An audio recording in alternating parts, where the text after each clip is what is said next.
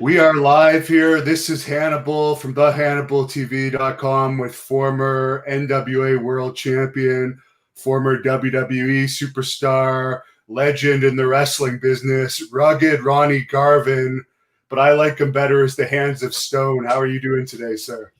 I'm doing great. Hope you're doing fine. Hannibal from the Yeah, I'll tell you what, I'm a lucky man. I wake up alive every day. Yeah, that's not like a lot of your contemporaries in the wrestling business. Oh, I know. They're leaving left and right. And you still actually look very similar to how you did in your prime. Maybe not quite as thick, but you still look like you're in shape. Yeah, I You think you still have better your hush. hair. I'm going to get the big head. It's going to go to my head. No, I had some fans that wanted me to ask you how you actually got your nicknames. Yeah. Well, the Hands of Stone, that's you can blame Gordon Soley for that. Gordon Soley is the one that gave me the name. And that's because of your chops and blows, unlike what we see on TV today, actually connected and were very realistic. Yeah, the first thing I knew, I wrestled on TV. That was in Georgia days. He came up with that, and then every show he would say, "Hands of Stone." Would Gordon have been your favorite commentator over the years to commentate your matches? He was one of the best. Soley was one of the best, and he was good at coming out with some new holes that we've never heard of. He was very good. Is it true that he really liked to drink too sometimes when he was commentating? Oh yeah, I think so. I think he was better. Yeah. When he had a few, I think he was better. I've actually wrestled some wrestlers that were better after they've had a few. Yeah, I never did. I don't know. I had too much concentration. So when they changed your name to Rugged Ronnie Garvin, was that because WWE wanted to create a new nickname for you? I think so. They want to be different, and didn't matter to me one way or the other. Before that, I was a one-man gang, and then New York had a one-man gang. Yeah, they gave it to the Akeem, who was a big guy. Why do you think New York? Why do you think New York didn't really use any of the NWA wrestlers to their full potential? Yeah, they wanted their own brand. What's in the name? What the heck? If you live up to it, what the heck? Yeah. Where did you learn to wrestle that stiff, rugged style? Because you definitely had your own style. We've heard Ric Flair say you would actually blister his chest from your chops. Oh, yeah. As a matter of fact, I split his chest where it was bleeding. Yeah, it almost looked like he was cut. It was open to skin. But I gave him credit. He never complained. There's some fans watching this live as we're doing it, and there's a fan named Albert Retro that says he started getting a brush cut like you after he saw you in WWE, and he says thanks for the memories, and he likes how you wear your hair. Well, thank you. Who was this guy? A guy, it's a fan. There's some fans watching this as we're doing it. His name is Al. Okay. Well, tell him thank you for the compliment. I guess it's a compliment. Yeah, well, he said he got his hair cut like yours because he liked it. So, well, I'm honored. I had a haircut like yours too, but it was when I was in the military and they made me do it. Yeah, well, to me, short hair is more comfortable to start with. Oh yes, especially when you're wrestling every night. Oh yeah, and yeah, cooler in the summer too. Now, I heard you have a one-on-one victory over Andre the Giant. Is that true? Yep. Yep. It sure is. Sure is. I wrestled him. He had a partner. It was a handicap match. He had a partner against me. Wow. I think it's 1968, Knoxville, Tennessee. Yeah. Is that because he respected you so much, and maybe because you're both French, that he didn't mind? Well, I think he liked me, and I liked him. It's too bad I never was real close to him because he was always on the road, but he was a tremendous guy. Did you ever get the chance to go out partying with him? No. Well, one time we went to New Orleans Mardi Gras. That's when he first. That was in the 70s, and he was in good shape then. He had Frank Valois traveled with him, a wrestler from Montreal, big guy. Yeah. And which he could drink about just as much as Andre. And we partied, we drank, and of course he probably drank 100 beers to my 6-pack. And we were walking out at 3:00 in the morning. We were walking back to our vehicle to go home. I was driving, and this guy was walking by with his girlfriend or wife. I don't know. And he stopped and he looked at Andre. Now this is 3:00 in the morning, and he says, "You look like a freak." Andre grabbed him by the shirt, picked him up, held him in the air, and slapped him. But it was just like a slow motion, just slow slap, because he had a big hand. His hands were that big. If he would have put any force behind it, he probably would have killed the guy. But he knocked him out just like a big old bear. And he dropped him on the sidewalk. He picked him up again and gave him another slap. And the wife or girlfriend, she's screaming. So we kept walking. We started walking towards the car, and I said, "Oh my God, the cops are going to be here. We're going to jail."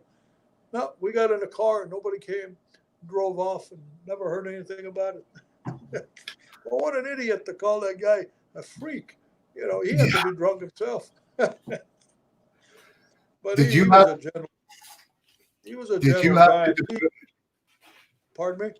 Did you have to defend yourself much like that when you were wrestling as a heel back in those days? You'd have I got a lot of problems. I tell you stories you probably wouldn't believe it. Yeah, I had, especially with the blonde hair in the 60s. You might as well have a sign and or call yourself named Sue. Oh, really? You have to be careful in bars too. Yeah, I got attacked. I actually got attacked 3 or 4 different times. Of course, it didn't end well for them, but you got to do what you got to do. Did you enjoy being a heel or a face better? I had a better time being a heel.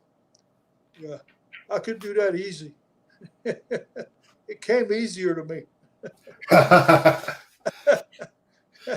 had a lot of natural instincts. So well, if you want to be successful in wrestling, to me, you gotta at least look legit. If you look like you can't whip anybody, people are not going to get with it.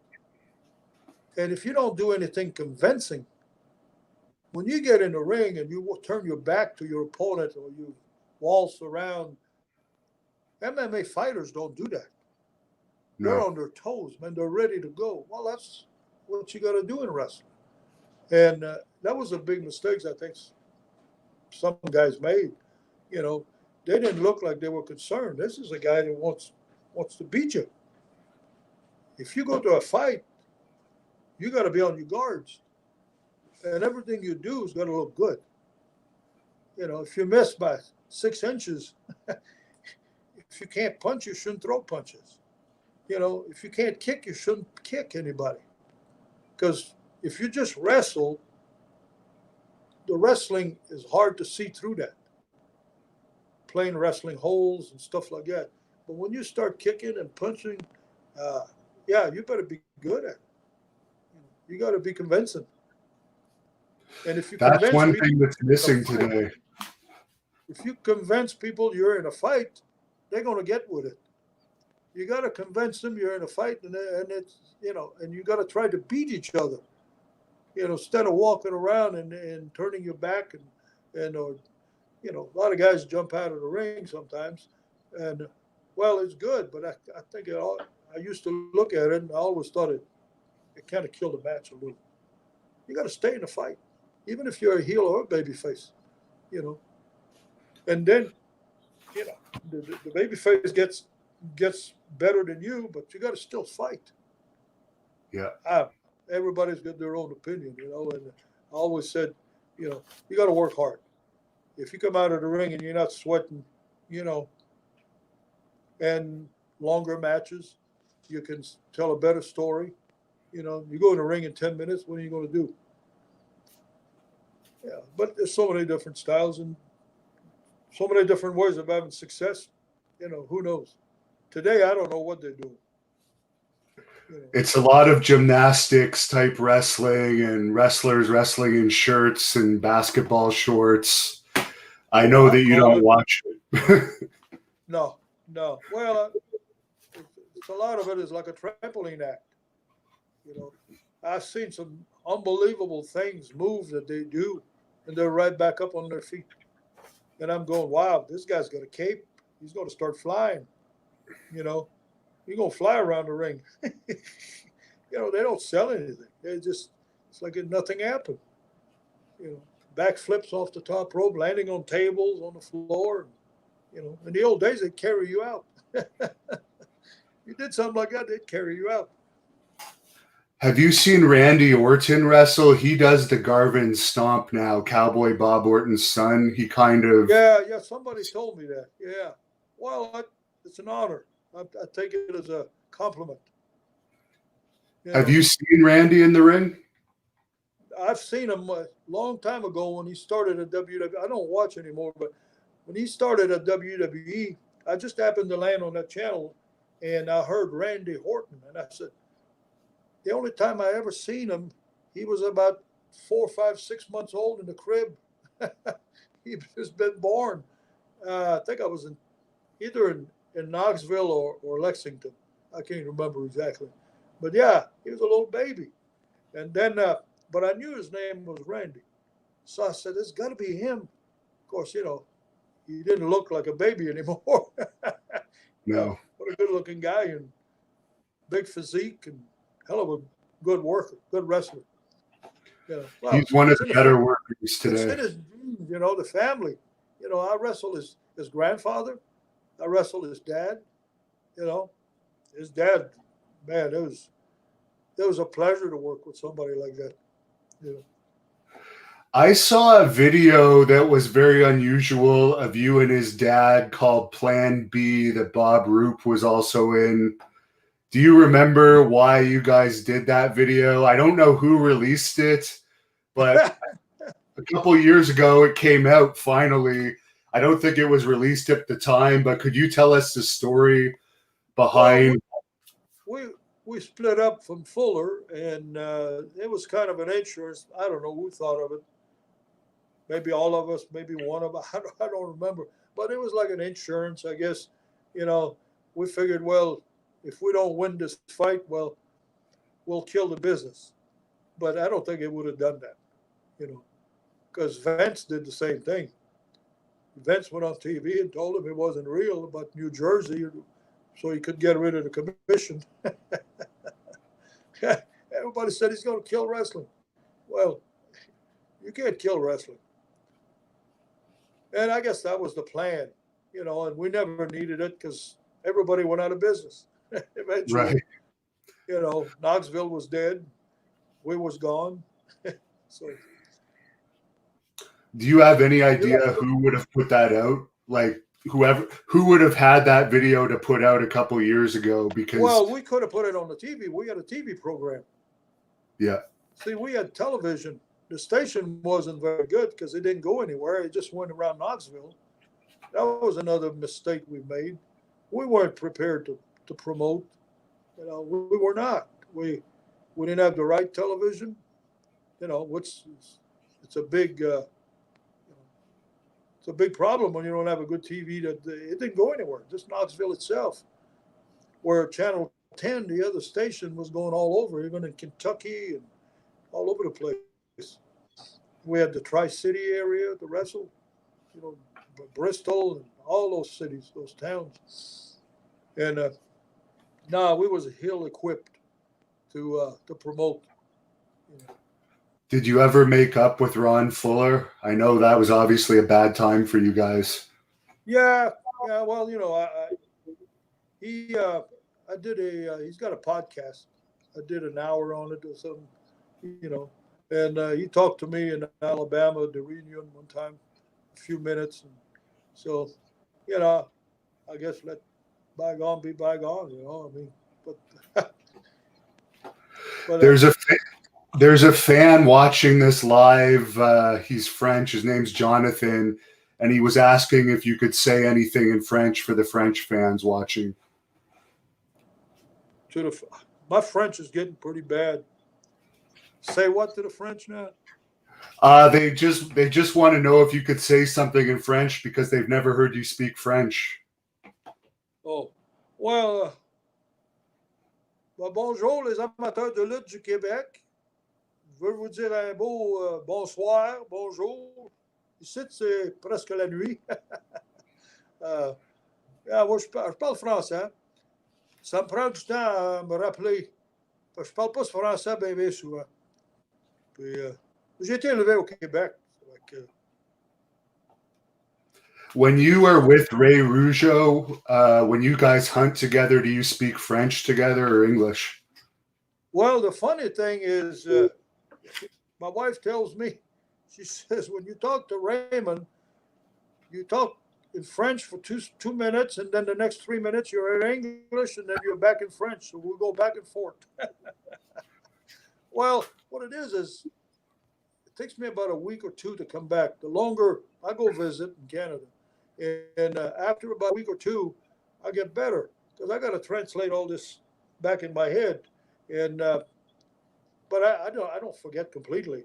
It's just that I got to search, and so the first few days is a little bit harder. So whatever comes easy, I'll go English, and then we'll go French and back to English. It flows better that way. I know you and Ray are very close now. You're very well remembered in this area for your feud with the Rougeaus. I think you sold out the Montreal Forum 3 times or something with that feud. Any thoughts on that classic match, you and Jimmy against Jacques and Raymond? Oh, this is good memories. I mean, I still don't believe it happened. It was unbelievable. I mean, everywhere we went in the province, I mean, it was people were. it was incredible, actually. But they were. It was enjoyable to wrestle them, and everything clicked. We just had that chemistry, I guess, and. But hey, we busted our ass too. We worked hard. We didn't lay down, and again, I go back to what I said earlier. People were watching a fight. It looked like somebody was trying to beat somebody. It didn't look like douchebags rolling around in the ring, with big bellies and whatever. It looked like a real fight, and that's what you got to do. If people believe they've seen a fight, they're going to stand up, they're going to yell, they're going to scream, they're going to throw shit at you, they're going to cuss you, whatever, and it was a good chemistry. Raymond, man, I tell you, he's a great guy, and his brother Jacques, he was good, and we made it look real. I remember they believed that when Senior, their dad slid under the rope to try to help him. I mean, I come off the top rope on him, and I think they carried him out, if I remember right. Yeah, people were mad. And then you did it again around. Yeah. Around the People, year 2000, you did it again. the You what? remember?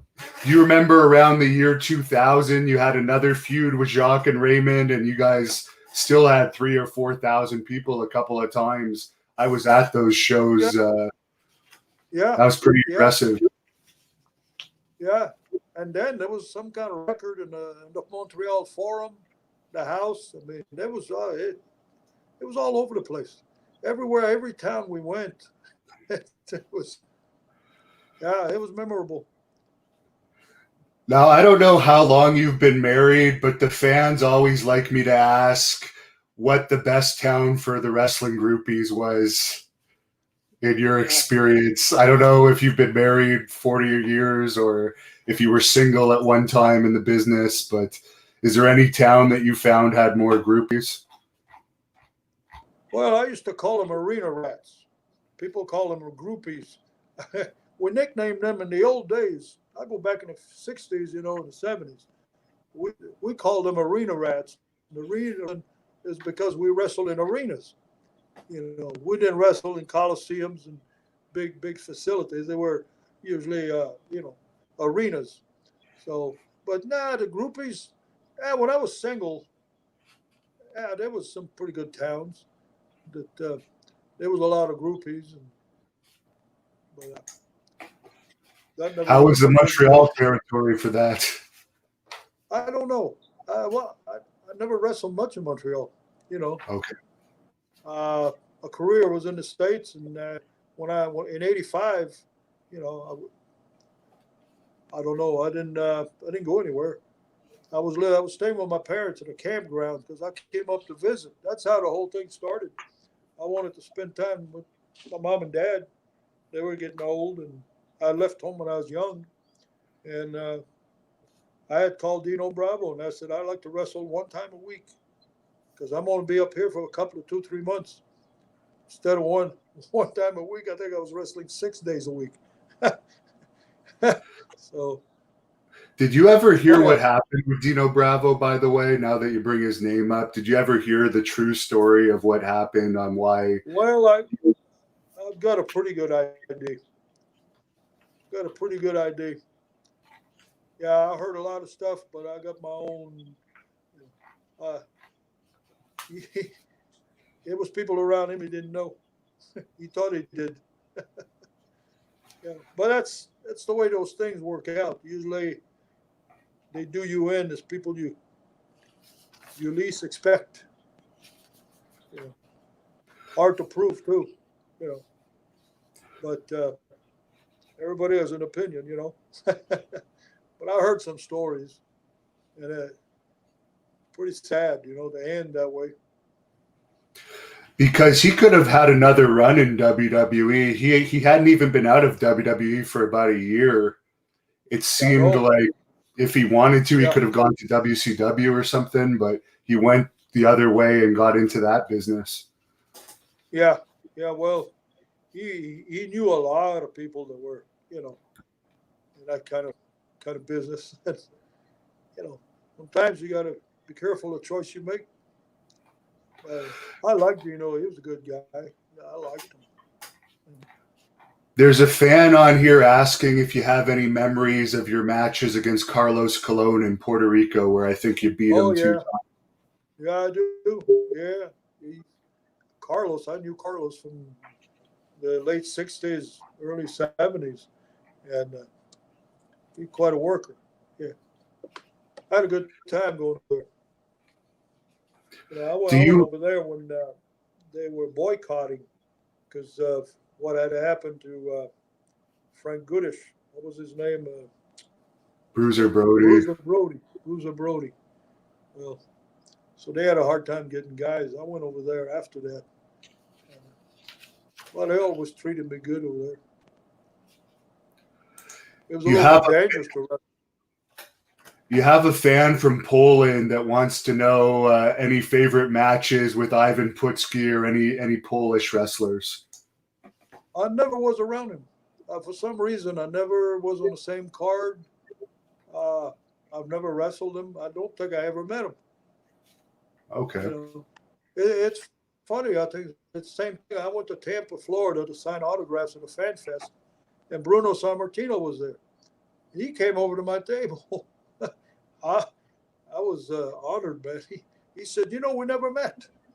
All these years in the business, we never met." So he introduced himself. I knew who he was, and talked to him for quite a while. Real nice guy.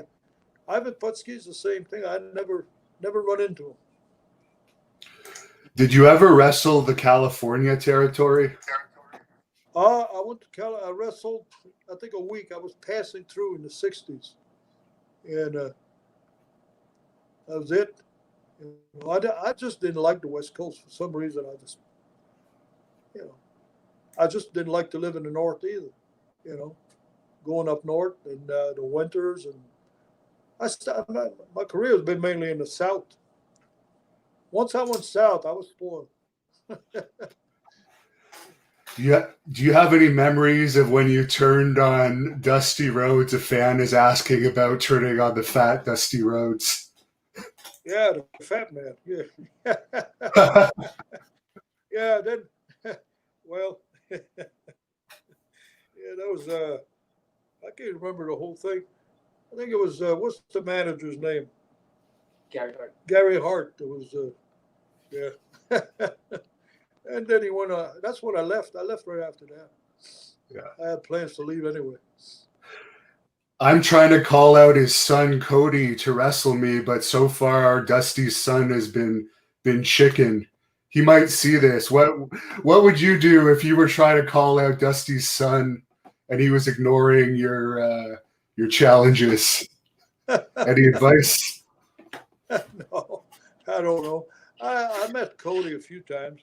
What? Is there two of them or one? There's also Dustin. There's Dustin as well. I never met Cody. It's the other one, the older one. Yeah, Dustin. Gold Dust. Yeah. Dustin. That's the one I've met. Yeah. Yeah, he went to WWE after I was gone. I never Okay. I think I met him once or twice. Well, I never was around when he was working. There's another fan asking which promotion you earned the most money in. Would that have been WWE? The question is what again? Which promotion? What? What did you get your biggest paydays in? Was that WWE or NWA?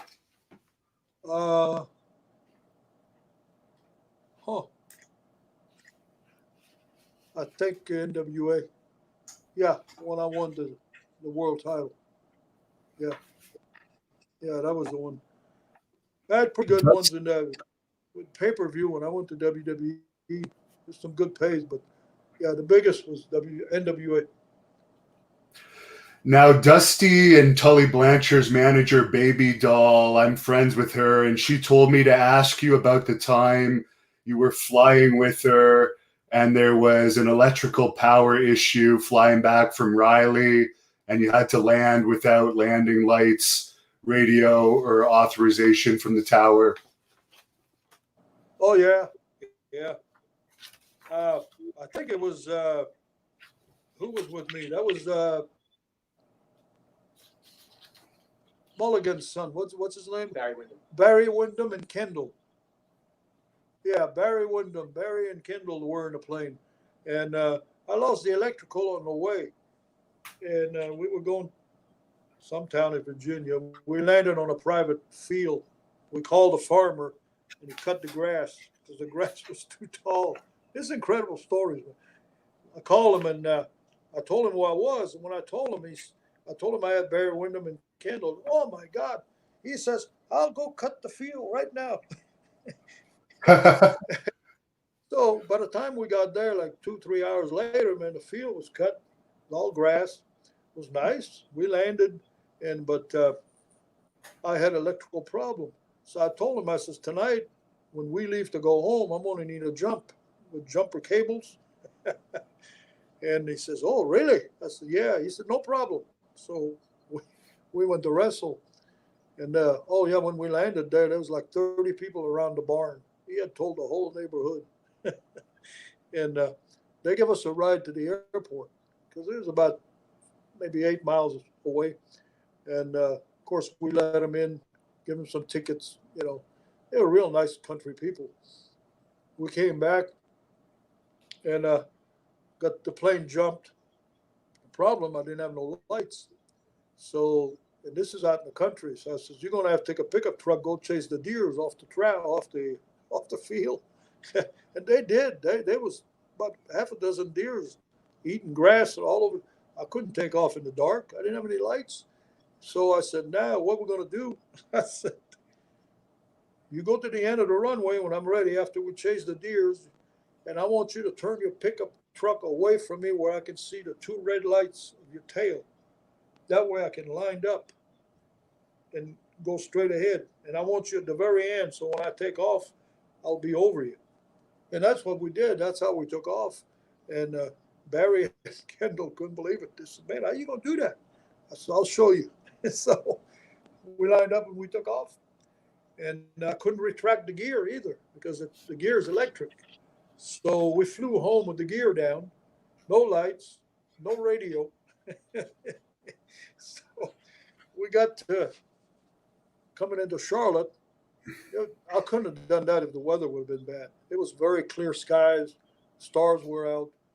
And of course, I can't land legally into Charlotte because it's called a TCA, and you need communication, and you need to be going to be on radar, and you got to talk to someone because of all the traffic that they have. But it was 1 o'clock in the morning, and I said to myself, not too many airplanes landing at 1 o'clock in the morning.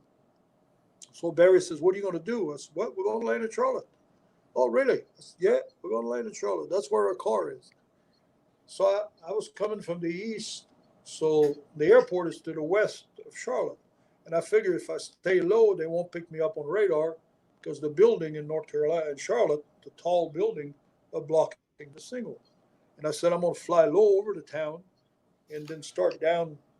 The airport's 5 miles west of the airport. So anyway, I had my plane in my head.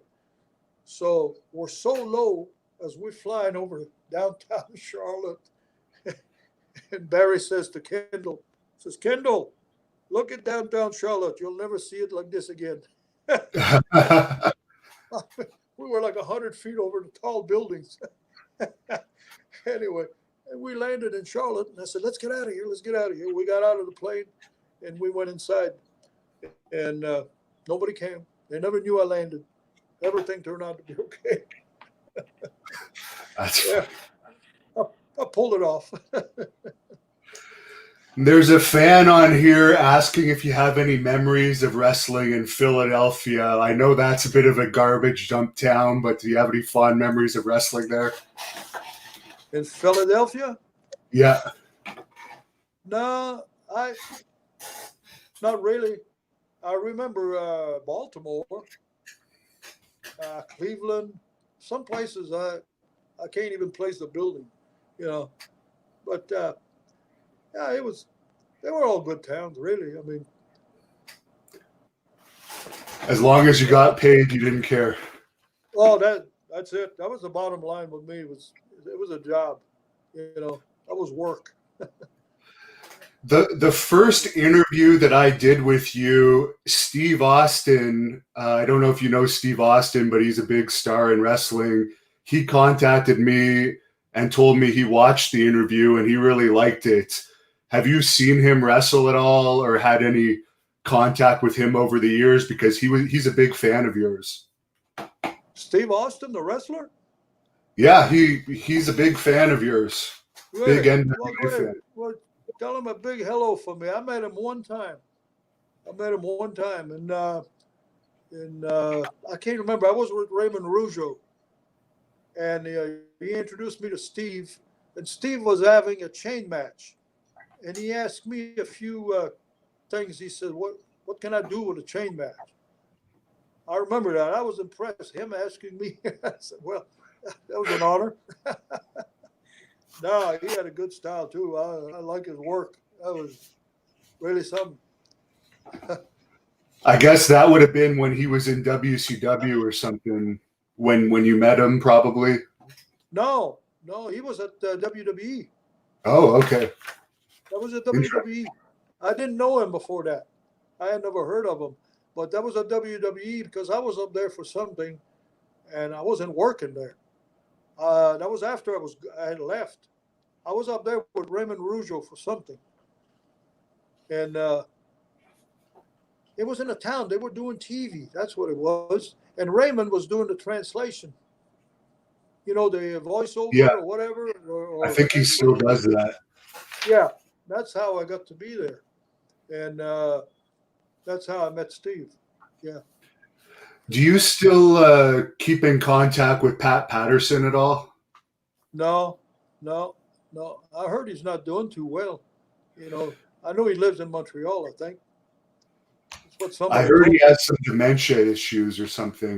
That his brain is kind of Yeah, not all there. I've known him since we went. I went to the same school, but he was already gone because he's a little older than me, 2, 3 years older, I think. And we were raised like I don't know, 4 or 5 blocks apart, same neighborhood. Yeah, I didn't know he was that bad. Somebody said he had health issues. That's what I've heard. I haven't. I don't know him personally, but I heard that a few friends of mine have talked to him recently, and they said it doesn't seem like everything's all there in the head. His memory doesn't seem to be very good, and I guess he had an Yeah, incident at Rocky Johnson's funeral where he kind of talked some crazy talk. I don't know if you heard about that. yeah, that's sad. That's sad, man. You know, Rocky Johnson. I was supposed to go see him 2 days later. Somebody said he died. I said, "You're kidding? I'm fixing to go see him." You know, in Florida because I go down there in the wintertime. And I was going to go see his horses and his farm. You know, and that's sad. Just never know. We're losing a lot of guys. I had a few fans that wanted me to ask you what your relationship was with Terry Garvin. Uh, was there any real relation between you two? Oh, we were just, tag team partners. You know, it was business. You know, he had his life, I had mine, and you know, just like when I team up with Jimmy. You know, just it was just a business deal. Well, you know, we did real good. We did real good. You know, he had a good gimmick. You know, he had that whatever. He had the hair and all that, and the robes, and you know, he would get some heat. You know, you got to understand, if you had blonde hair back then, you got automatic heat. People booed it, you know. Well, they thought you were gay. You know, if you had blonde hair, you were queer. That's what they called you back then. You're a damn queer. You know, the world has changed. Today you got purple hair, green hair. I mean, you name it. Nobody cares.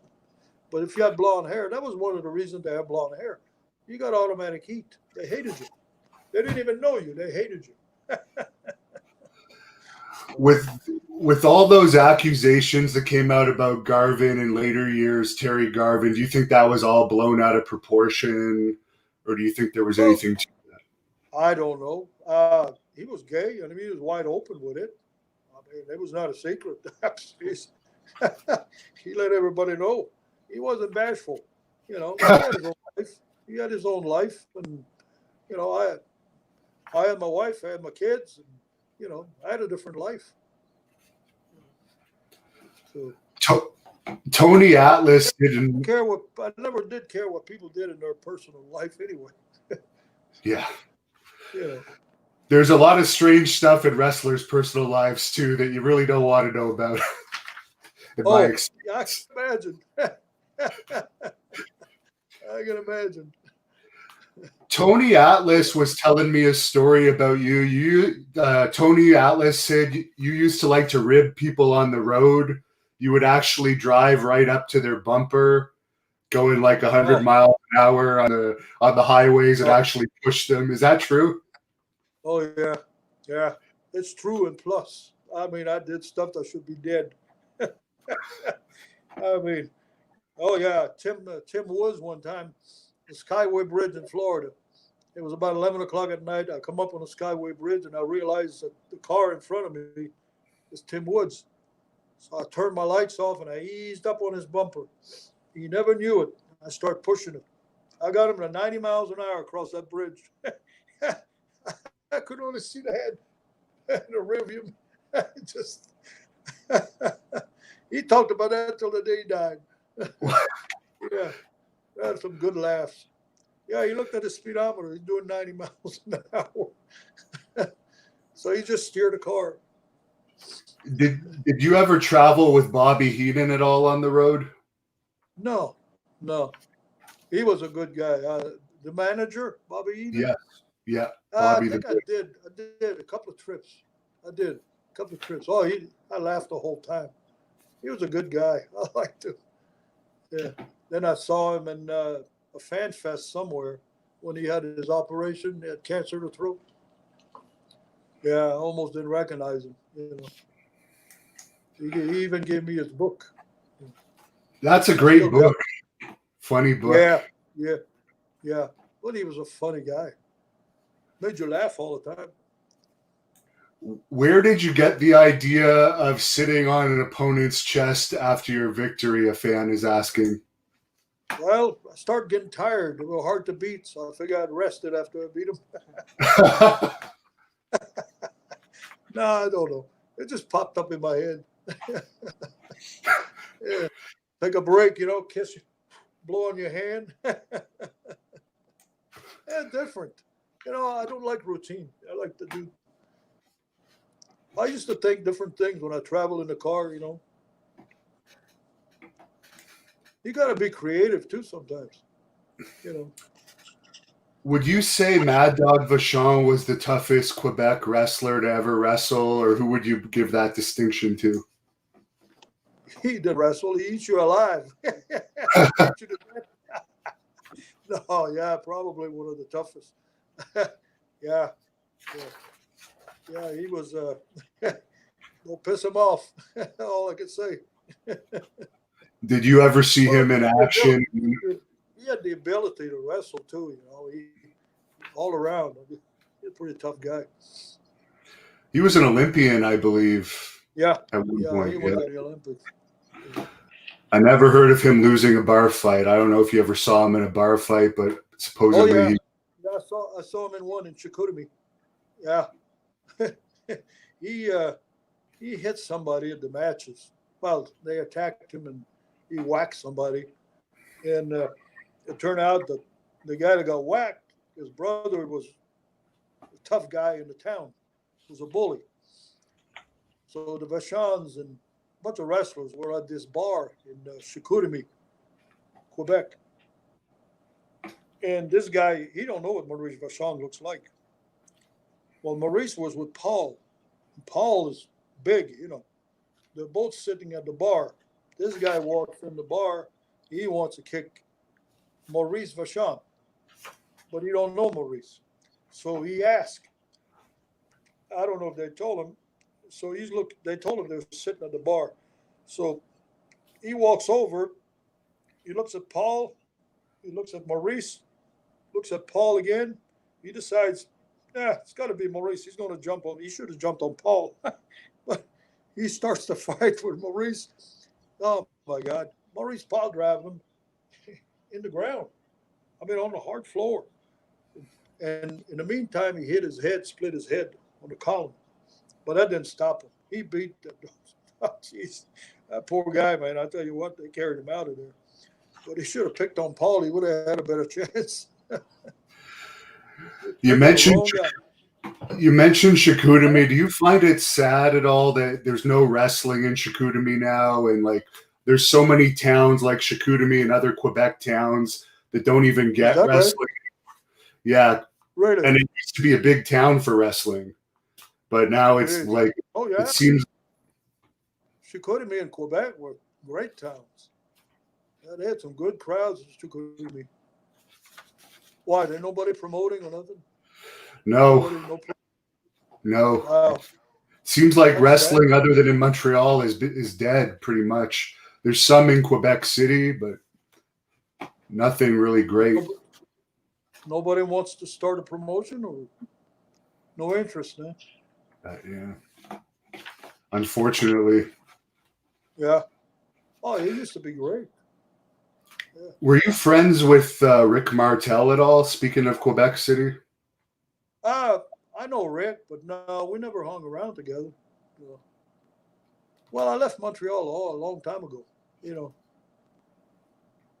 long time, 1962 actually. Wow. I went to 60, yeah, something like that, 62 or 3, 62.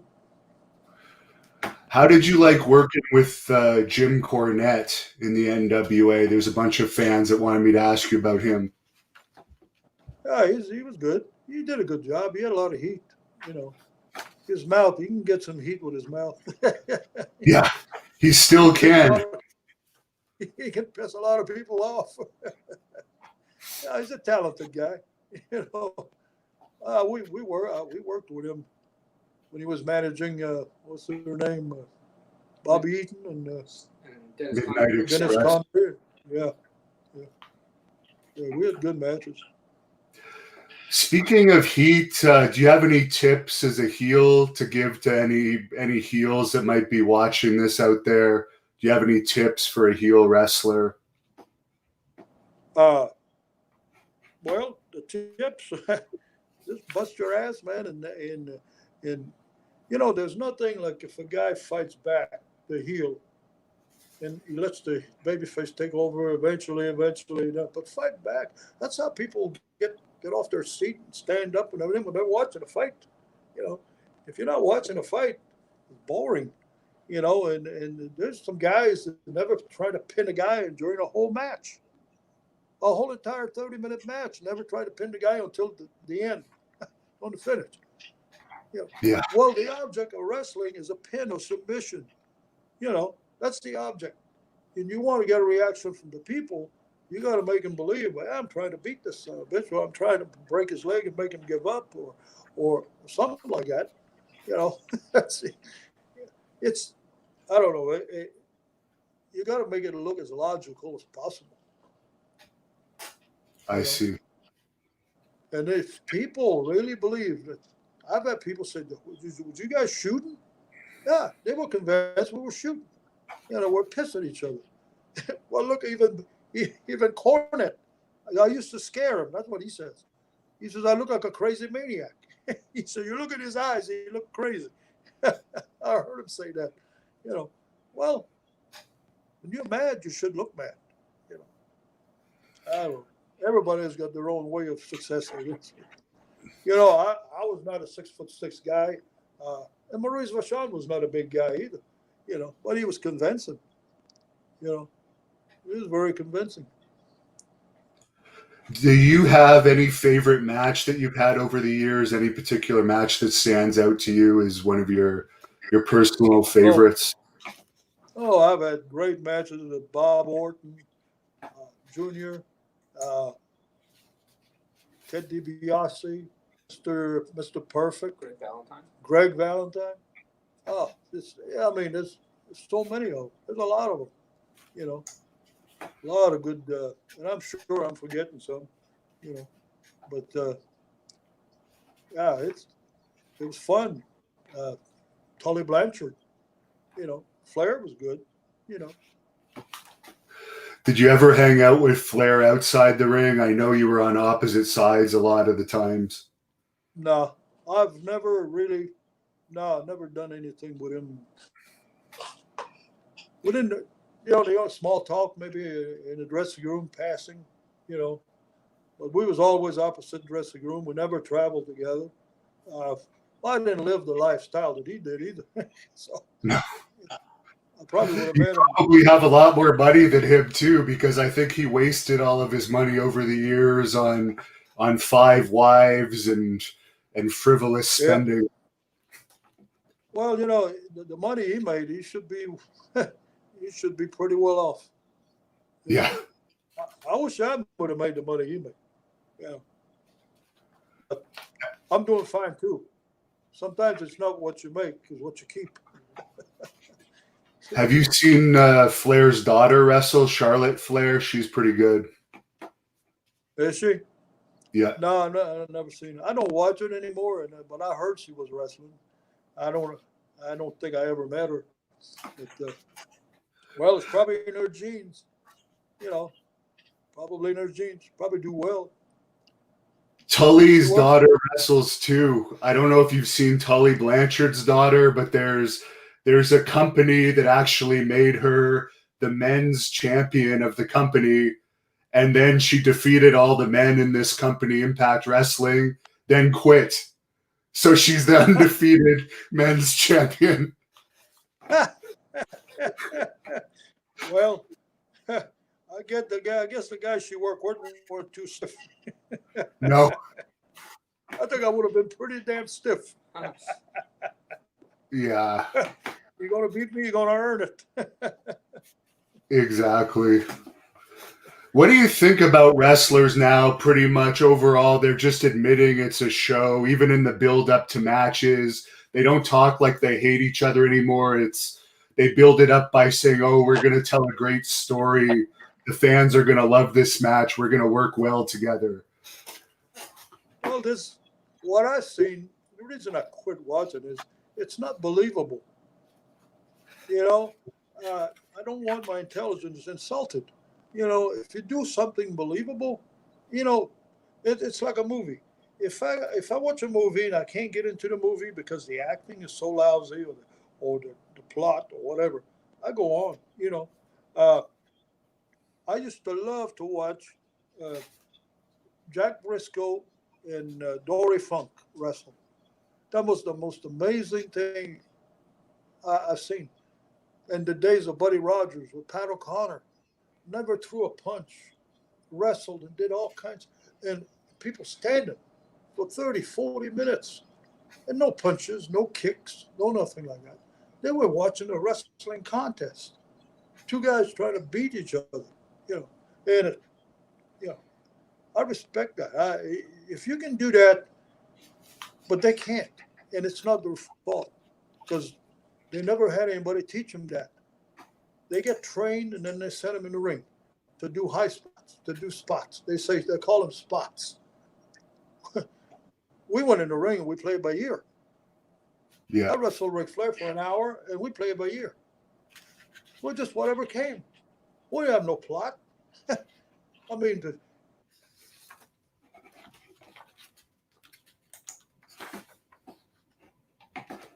oh. I guess we lost Ronnie temporarily, but hopefully he'll be back. Thanks for your questions. I'll just message his agent. I think their connection cut out for a second. I'm going to message his agent right now.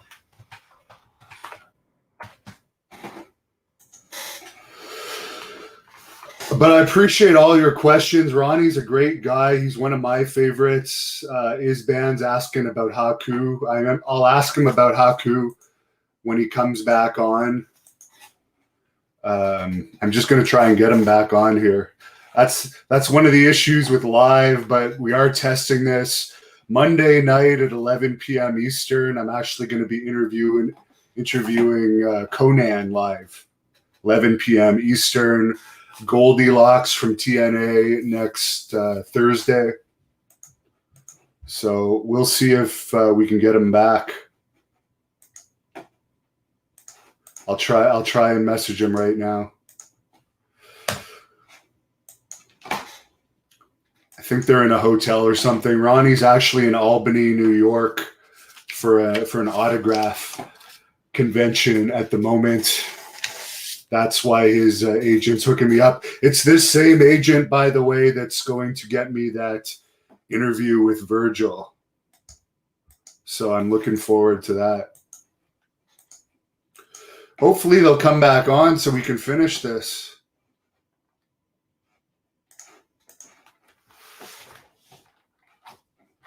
Anyone else with any questions to fill the time while we're waiting for Ronnie to get back? I don't know if he ran out of Wi-Fi or what, but it seems like he lost connection. I'll try messaging the agent now. So we got 10 more minutes with him.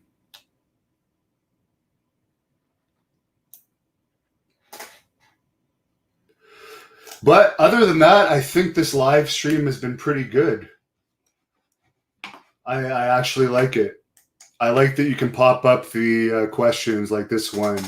from McEvoy Productions. Some good interviews coming. Mark Kerr, I'm going to be interviewing too.